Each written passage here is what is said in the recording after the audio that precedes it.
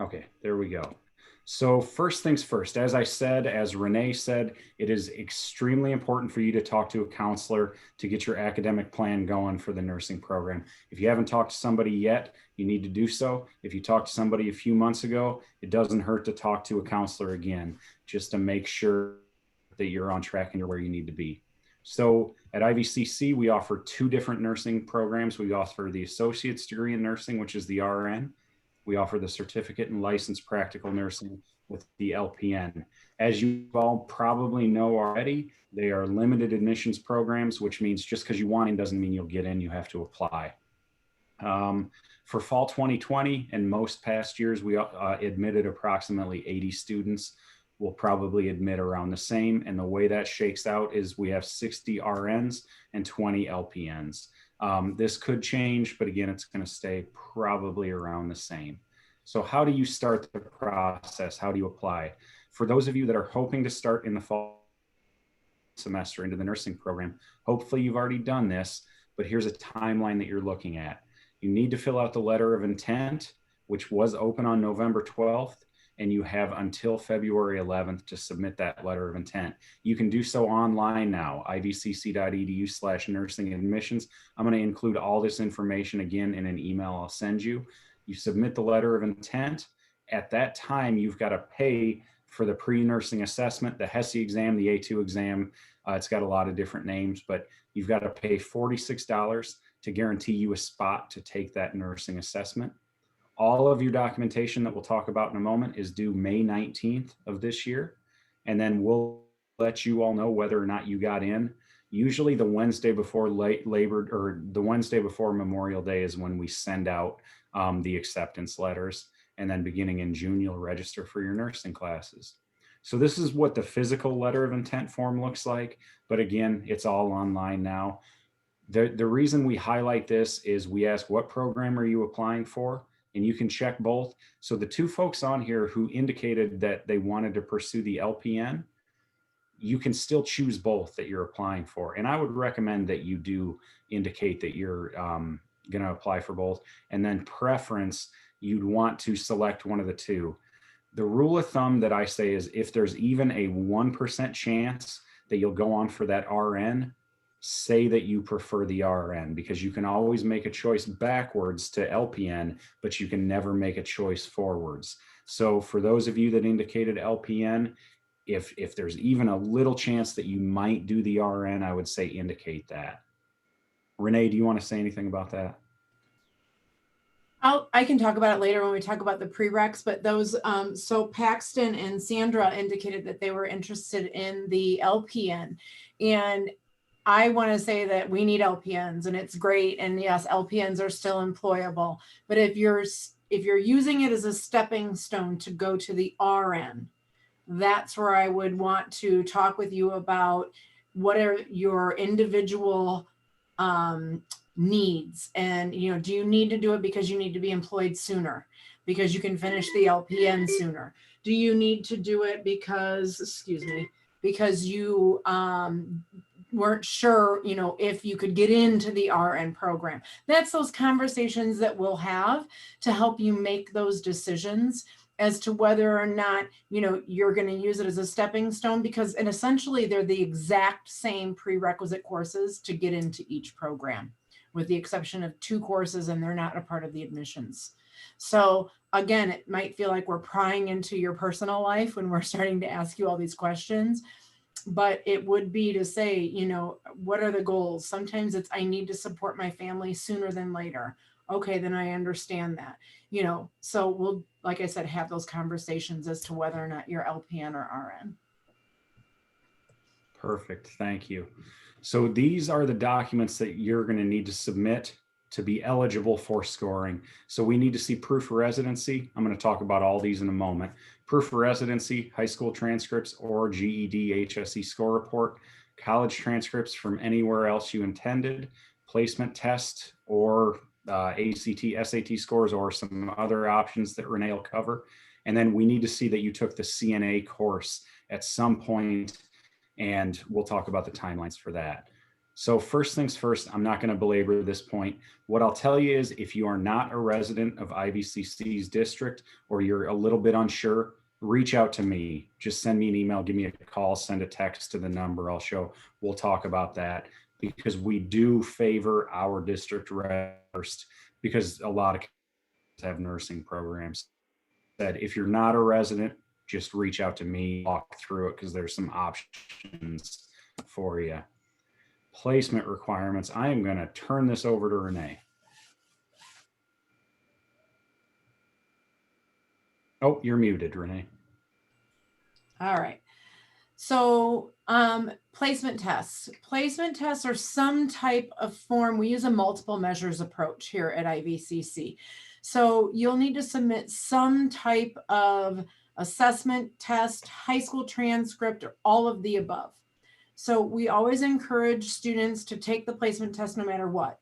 Because if your ACT or your SAT score is within the range of the time frame that we still accept things, it's typically 2 years for math, 3 years for English, then I'm going to use the best of all of your scores when assessing you for placement into college level courses.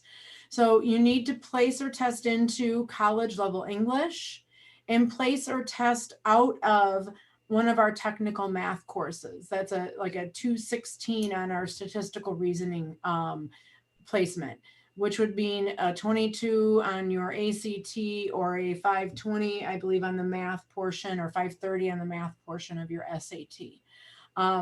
So we'll work with you to say, and if you've got any questions, the new students who would be Paxton and Sandra, if you've got any questions about documentation that we can use to determine if you still need assessment, you can give us a call in the counseling center. And I can, go through the litany of questions to say, when did you graduate high school? What year did you graduate high school? What was your overall GPA? Did you successfully complete Algebra 1 and Algebra 2? When did you take the SAT or the ACT? And then I can help you determine as to whether or not you need the IVCC AccuPlace or placement tests. If you've taken a placement test at another college, I may even be able to use that. If you've taken developmental courses in reading, English, or math at another college, I may be able to use that. So there's lots of possibilities on that. Don't let any of this deter you from asking the questions and following through. That's perfect, Renee. And again, more emphasis on why you should talk to a counselor at any step of this process.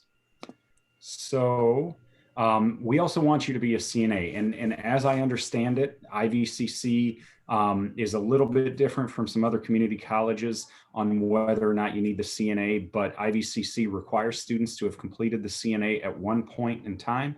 And it's a good thing. And Laura and Dr. Grove, I'm sure, could speak to it, and they will later on. But basically, we need to know that you completed the CNA, and it needs to be done at the end of this spring semester. So for those of you who are applying for fall 2021, if you haven't completed the CNA, again, get on the horn and talk to Renee as soon as possible, because we have some second 8-week options and we can figure that out. We also want to make sure that you're on the IDPH registry. And so you can go to this link here. Again, we've sent you all this documentation. So you can go to that link and type in your name, and you should see a page that looks like this. I've obviously blacked out the name of the student on here, but what we're going to be looking for when we do the scoring of the applicants is when the date or when the training was successfully completed, and then did you pass the competency evaluation. So if neither of these are there for you, again, talk to Renee, give me a call, and we can walk through it, and then I can get you to Renee or another one of the counselors. But you need to be on that registry. If you completed the CNA prior to May 2018, so 3 years ago, we need to see, are you still working in the field? And what we need to see is, if you are working in the field, you have to have worked at least 1,020 hours in the past 3 years. So again, from May 18 to May 21. There's a lot of different ways you can prove that. We can get a letter on letterhead from your employer.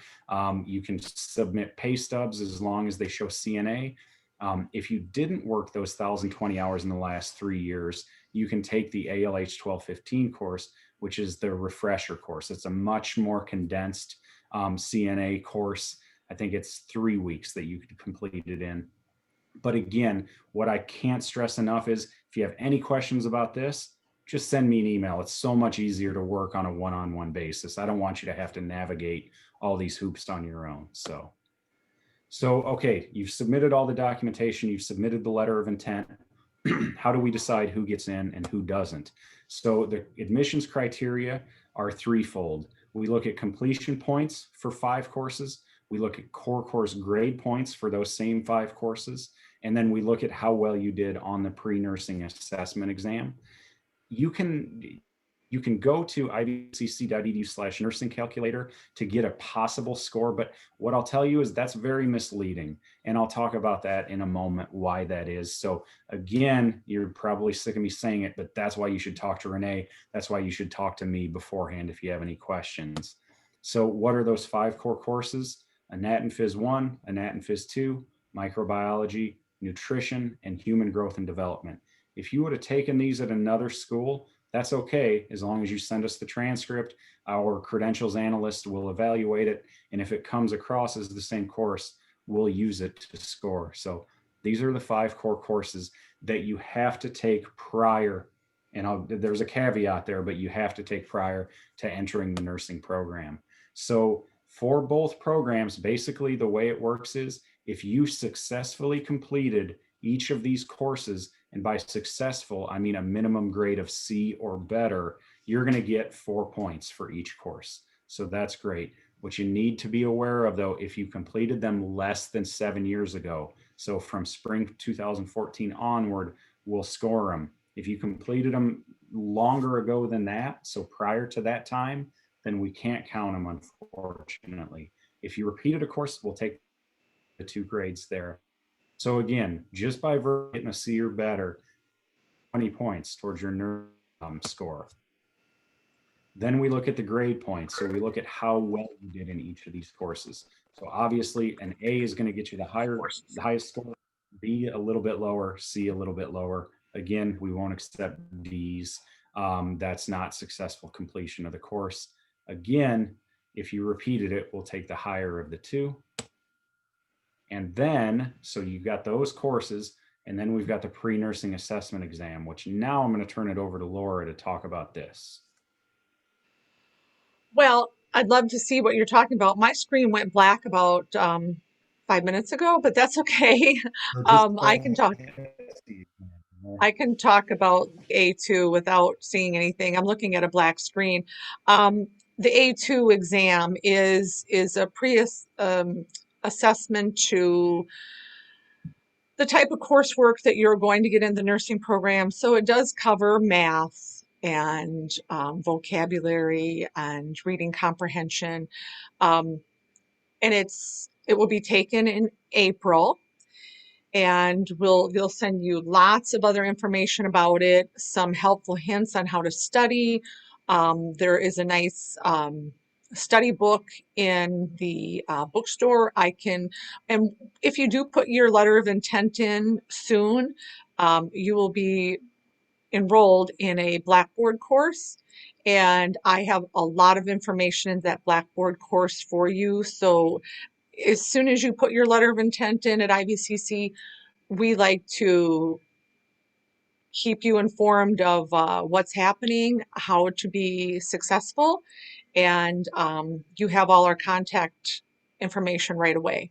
So it's not like you put your letter of intent now and you don't hear anything until May or June. So I think that's another benefit of coming to IVCC. Yeah, thanks, Laura. And so, like she said, you don't sign up for this on your own. Once you submit your letter of intent, you pay for the A2 HESI exam. Laura is going to push that information out to you via the Blackboard community for all nursing applicants. It's such an invaluable resource, the stuff she communicates out there. So that is the third part of the score. So again, completion points for the 5 core courses, grade points for the 5 core courses, and then your score on this A2 exam. We calculate them all together, and the bottom line is the maximum score that you can get is a 72.8, I believe. And so oftentimes the question becomes from students is, what score do I have to get into the program? There's no answer to that because it changes every year. So one class, there may be a score range from 72.8 to 56. Those are the RNs. And then maybe 56 to 52 are the LPNs. But again, we're not going to know about that. What I always say, the best advice I can give, and then I'm going to ask Renee, is just if you did as well as you possibly could in those 5 core courses, and you studied for the A2 HESI exam, you got that study guide, you did as well as you can, then you'll have a good chance. It's not guaranteed, but if you did as well as you possibly could, if you completed all 5 core courses, you've got a shot. Renee, how about you? What would you say? Yeah, students ask me all the time, these are my grades, what are my chances? It all depends on the applicant pool. And as we know, with applicant pools, sometimes applications are extremely high, 200, sometimes they're low at 100. I've been here 24 years and I've seen them, it's cyclical. So, all I tell students is you can put in your effort. If you're putting in 100% effort, and I mean, you're doing all the reading and all the studying that you should be able to do, and you're doing your best on these courses, and studying for your A2 HESI, and believe it or not, the A2 HESI is more weighted towards those not soft skills, but more of the basic skills in math and grammar and reading than it is in medical terminology and anatomy and physiology. Those things are memorization more than are the skills to be able to read and write and do mathematics successfully. That is something that we use across the board in everything that we do. So I would just saying that, if you do well in your English classes also, and you're getting that extra help, writing your papers, and you are putting in the time reading your textbooks. 90% of college is reading and studying and doing your texts, reading your textbooks and doing your homework. If you're not doing that, you're going to have a tough time in your pre-nursing courses as well as the nursing program itself. You will learn study skills along the way. And if you don't pick it up by anatomy and physiology too, and microbiology to figure out that you should be putting in, almost 20 hours a week for each of those courses, you might struggle, with that nursing curriculum. So a lot of those books read at the 17th and 18th grade level. We've grade leveled those books before. So I'm just going to tell you that reading and your writing and those basic skills are extremely important. I also just wanted to add that no matter what your educational background is, there are so many people and so many departments in the college willing to help you shore up your education if you feel that you need it in certain areas. And that's what's really good about the A2 HESI exam, is that it shows you, if whatever your weaknesses may be, that you can get those taken care of before you come in the program, because you can answer all the anatomy questions you want, but if you don't understand certain vocabulary, it makes it a little bit difficult to answer questions. So, but again, there are so many people and that are willing to help you in the college that it doesn't matter your educational background. We can get you where you need to be.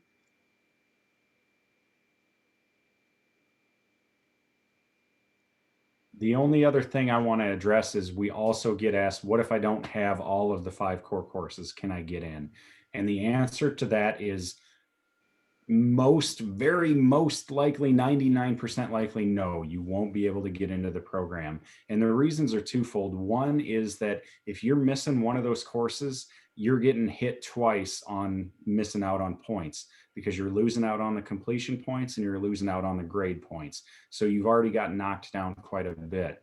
The second reason is you're likely going to have a real tough time fitting those courses in that you're missing, even if you were admitted into the nursing program. And I've got a sample course timeline in a bit that Renee's going to walk us through. And I think she'll let you know just why it is going to be extremely difficult, even if you did get in missing one or more of those courses.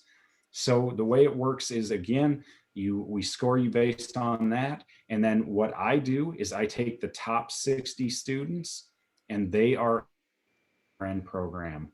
The next 20 are assigned the LPN program. If you don't get in, if you're not one of those top 80 students, you will be added to the standby list. And basically, if one of those 80, if something comes up and they forfeit their spot, we will go to that standby list and work our way down.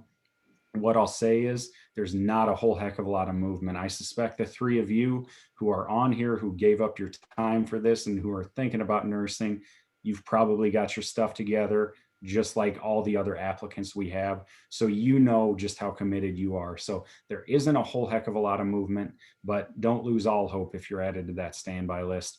But the bummer is that if you're on the standby list and you don't get in, you've got to start the whole process again next year. We're going to score you all over again. You don't get preference, unfortunately, but that's just the nature of it. So that's the standby list there.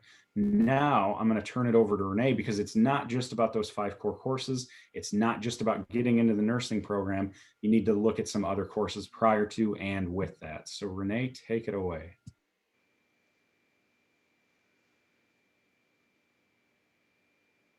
I know, muted. I always do that to myself. So what we're looking at, again, not only are we talking to you about what your goals are, is it LPN, is it RN? Why would we try to talk you into going for the RN if you just want the LPN? Depending on the level of care that you want to give, depending on the level of responsibility you want to have, could also be the difference between choosing LPN or an RN route. So Q talked about those 5 admissions courses. Well, what if you just have those 5 and you didn't take an English course or your psych course or anything like that? It's going to be a rough go. I've seen students, we like to see you have all, I call them 9 courses completed. You've got those 5 prereqs, and then English Composition 1, English Composition 2, General Psychology, and Introduction to Sociology. Those 9 are for the RN program. The only difference with LPN, your SANs are 1 less English course and general sociology. So, 9 times out of 10, students are going to potentially have that psych and soc anyways. And that's the only difference at the point of graduation. Can you have these courses left over and still get into the nursing program? You can. However, your nursing courses will take up your full week. And if you have other responsibilities outside of the nursing program, many students find it really tough to complete these other gen ed courses. And I know that it says here at the bottom bullet, students who fail to complete all the gen ed courses by the point of graduation will not be allowed to take the National Council of Licensure exam, which is the NCLEX, as we affectionately like to call it, or graduate with their class. Sometimes it's just a sociology course hanging out there, or an English course that you tried to take in your second year of the program and decided it was too much, so you withdrew from it thinking you'd take it again in the spring, and it would just, again, got to be too much. So if we can get those completed at what I call them on the front side for you before you even enter into the nursing program, that's your best bet. If we do have 1 or 2 left over, it's going to be some careful planning to get those done in the summer. Some students opt to complete LPN if given the opportunity in the summer, which then sometimes they forego that plan that we might have created to pick up English Comp 2 and sociology in the summer. And then that plan goes haywire. So there's a lot of things that we need to take into consideration when it comes to completing your gen eds. Ideally, that's done on the front side before you get into the program.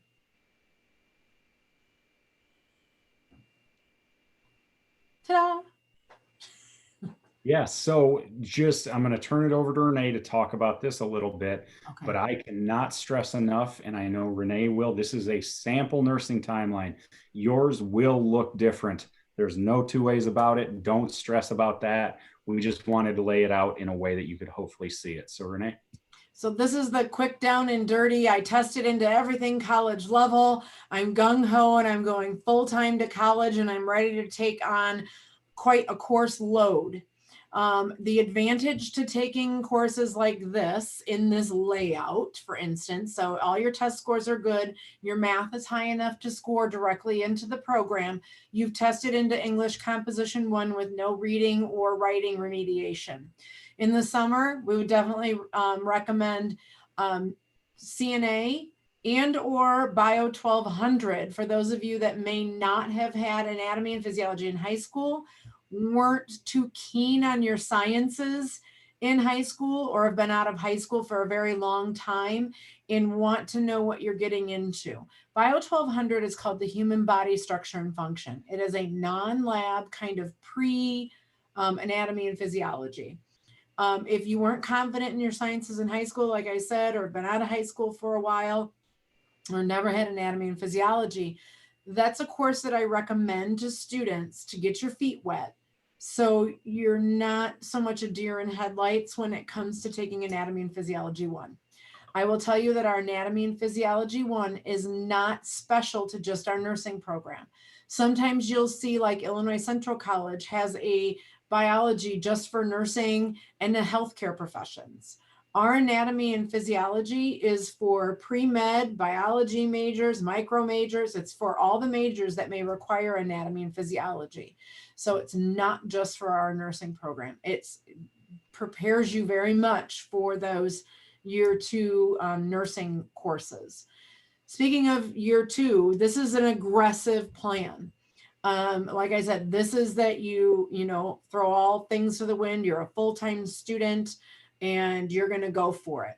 What this will prepare you for, this plan in front of you, is for the rigors of the nursing program.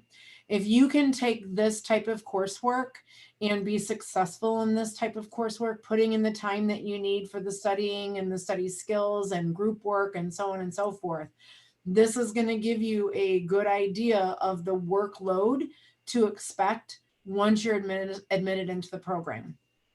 Many students, however, have other obligations: life, family, work, taking care of a loved one, taking care of children, all kinds of things that could come into play. And you're only able to take 1 or 2 courses at a time, and you want to spread that out over 2 years. Is that doable? Absolutely. However, once you're accepted into the nursing program, it is a full-time program, and you're expected to dedicate 3 to 4 days full-time to that nursing program. So what's tough is making that transition sometimes, especially if you're not ready to make that transition just yet. Oh, I just got to get my little one into, at least full-time kindergarten. So I'm going to take 2 years and spread it out. And if you did it part-time, then it may be a little bit more like difficult to adjust to that full-time semester of nursing. We always ask if you've got support at home. We ask about, your family members supportive of you coming to school. If you have kids or take care of loved ones that may be, older than you, do you have backups, and do you have backups to your backups? Because you can't miss clinical, things like that. We want to make sure that you've got a support system in place and that you're ready to come into something like this. It is full-time days. We do not have an evening program. We do not have an online program. However, can all of your prerequisites be taken online? For the majority, yes, except for CNA. And due to COVID, we have been putting A&P 1, Anatomy and Physiology 1 and 2, and Microbiology online. Do I see that continuing into the future semesters? I think there may be a possibility of that. I don't know. So I'm hearing mixed reviews. So definitely, though, we do have evening courses. So if it's the fact that you need to continue in that, 6 to 2 CNA position that you're working, to get ready for the nursing program, we do have evening courses that we can accommodate you with up until, again, admission to the nursing program. So there's options out there for you. But this is that very compact, you're ready to go and dedicated to full-time student. But again, we can create this in any way, shape, or form that you want, as long as your courses don't go beyond 7 years for that timeline. Cool. Thank you, Renee. So now, Laura, I hope you can see your screen now. I can now, yes. That's good, because I'm going to let you talk about the health requirements. Okay, so definitely there is a health requirement sheet, I believe, that Quentin sent you in an attachment. And it's really important to look this over because you can do a lot of things prior to coming into the nursing program. Whether you're putting your letter of intent in this week or next year, there's still things that you can do ahead of time. Some things can be a little bit more costly, so it's kind of nice to save some money and figure out how you can make this all work for you. Definitely there's time specific things and then there's things that aren't so time specific. So let's go down on the bottom half where not time specific. So anywhere that you've had your MMR, your hepatitis B, your varicella, which is chickenpox, you ask whoever raised you, mom, dad, aunt, uncle, grandma, grandpa, whatever, if you have an immunization record. So if you have an immunization record, that's going to be great. And I'm going to give you a lot more specifics when I meet with you in June, when you get your notice if you're accepted into the program. And I'm going to spend about 40 minutes talking to you just about health requirements. But if you can get these specific vaccination dates and documentations ahead of time, it's going to help you transition and get that physical and these immunizations documented. So MMR, tetanus, hepatitis B, varicella, those are the things that you can gather. Now, the one thing I can tell you is I don't want you to run out and get a physical now or a drug screen or a background check or anything like that, because those things are very time specific. Once I meet with you in the beginning of June, once you get accepted in the program, I'm going to give you all this documentation and explain to you in great detail that where to get the background check, how to do the drug screen, all of that, everything about your CPR, your TB skin test. The physical will come directly from me, and how to do that. And I will go through everything with you. But I always like to put this out there because I want students to say you can absolutely start collecting that, the documentation now. And keep a folder. It's really important to keep a folder until you get everything loaded the way you need to be. We use a company called Castle Branch, and I'll talk to you more about that in June. I think that's about it. Just a little bit more, Laura, on the. Okay, all right. We'd like to let you know now because I don't like any surprises, and neither do you. So drug testing, criminal background check, all of those things, we will be doing them. And again, that is very time specific. And again, when you get your notice that you are admitted into the program, that's when I'm going to meet with you about a week after that and talk to you about the drug test, about the criminal background check. And if you have any questions, you definitely, I'm the only Laura that works in the nursing program. If you have a delicate situation that you need to talk to somebody about and you think, oh, I don't want to raise my hand at that meeting, you call me. I am usually in my office 5 days a week and get back to people pretty quickly. So please feel free to contact me. And I always say there's nothing I haven't heard, but you could surprise me. And but please feel free to reach out to me for anything if you have any questions. Thanks, Laura. So we're nearing the end. I know this has been an information overload, but we're almost at the end. So Laura put together a nursing program cost that is attached to the email I sent you with this link. Super helpful, super important. It'll give you a really good idea of what you're going to spend here at IVCC, or if you're kind of shopping around, what you're going to spend somewhere else if you decide to do the nursing program. So check that out. We don't need to burden you with too many specifics right now. but just know that that's attached. Also, scholarships are available. There are so many nursing scholarships. They have their own section of the scholarship recognition event. So that scholarship period, that application period is open now. So if you're going to start in the fall, you should absolutely visit the IVCC scholarships page and begin that application, because seriously, there has been money that has been left on the table because we didn't have certain applicants that met certain criteria. So the minimum is $500. Absolutely check out that foundation scholarship. And again, this is for this upcoming fall that you need to be doing that. You have to have completed the FAFSA in order to be eligible for our foundation scholarships. But again, just let us know after that. Laura, did you have something or no? No, I was actually waving at my husband. Tell him I said hi too. Okay.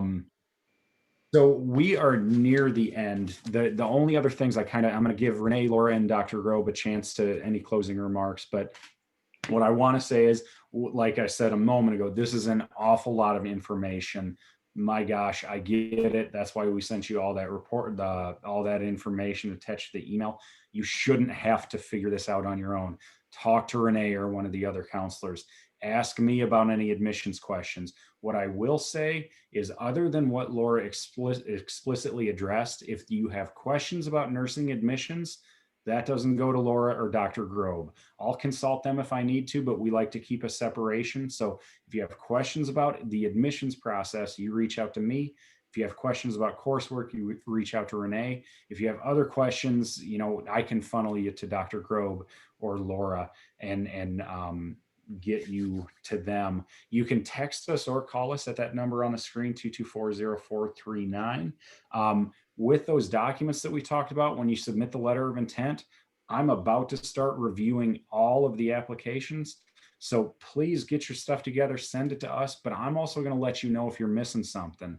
But what I can tell you is, every single year we have a handful of students who are disqualified because they didn't get a high school transcript, or they didn't get a college transcript, or some other little funky thing.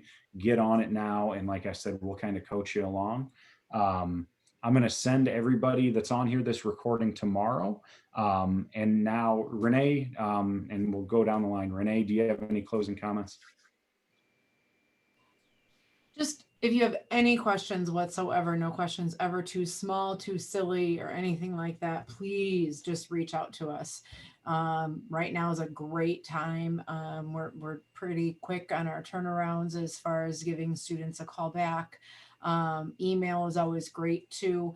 And, with me, I'll say to students, oh, that's way too convoluted. Give me a call at the phone number listed on my email. I want to have a conversation with you, because sometimes email just doesn't come across, right, or I can't, ask the right questions how I'd like to ask them. So, and I kind of on the side asked Ashlyn, because she's our current enrolled student, said, any advice that you may have for the new students that are on with us today? And she said, take the needed time that you need to finish with good grades. Don't rush just to get in sooner. So she's saying, put the time in, put the work in, even if it takes you that little bit longer. And I hope, Ashlyn, that I did you justice on that statement. So thank you for sharing. Laura. Just that I always say that I think that nursing is, to me, one of the best things I ever did, become a nurse. It's not necessarily what you do, it's who you are. And I think if you want to become a nurse, you probably know one really great, dedicated nurse that you see as a mentor. And, I think that's fabulous. So it's basically who you are. It's not what you do on the hospital floor or the clinic. It's who you are every day. It's love that comes from your heart. And I hope to see you soon. All right, Dr. Grobe, how about you? Well, this has been a great information session for me as well. I have just started at IVCC, and so I'm getting to know all of the students. I'm getting to know all of the processes, and this was just a lot of great information. And I want to stress to the students that are on this call and to anyone else, I've seen it all.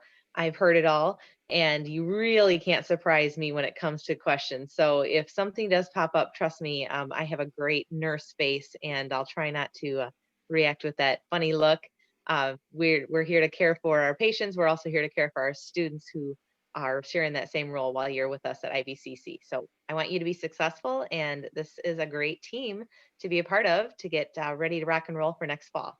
We need lots of nurses. COVID-19 has definitely shown us that. So welcome aboard, everybody. Thank you, Dr. Grobe. So finally, again, thank you all. Let us know. Thanks for making time. Let us know if you have any questions. And thank you again to Laura and Dr. Grobe for volunteering their time and their energy today. COVID-19 shows that we need a lot of nurses. COVID-19 also shows that our nurses are badasses. So keep that going. And thank you all for tuning in. We'll see you later. Bye.